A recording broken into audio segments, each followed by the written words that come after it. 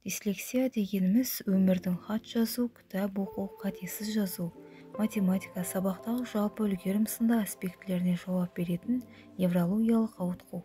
Әдетте дислексияға шалдыққан баланы жалқау, сабақтағы үлгерімі нашар баламен шатастырады.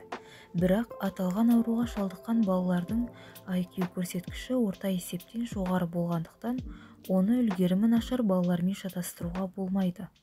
Қарапайым тілмен айтқанда, дислексия мидағы дислекстердің бұзылып сөзді анализдейтін орталықтардың дұрыс жұмыс істемеуі. Бұл ауруға шалдыққан адамның тек кітап оқи алмау, хат жаза алмау сынды проблемалар бар адам деп қабылдамаңыз. Өйткені бұл проблемалар құлағы дұрыс естімейтін, көзі дұрыс көрмейтін жандарда да кездесуі мүмкін. Ал дислексия көзбен немесе құлақпен қабылданған суретті адамға түсінікті тілде аудара алмауымен ерекшеленеді. Бұл ауруға шалдыққан адамдардың басты қиындықтары ол кейбір әріптерді төңкеріліп тұрғандай көруі мүмкін. Кейде тіпті сөзді соңынан басына қарай оқиды. Кітап оқып отырған кезде әріптер секіріп жүргендей көрінеді. Әріптердің орын тәртібін ауыстырып оқиды, немесе әріптердің барлығы бір төбешікке жиналып қалғандай көрінеді.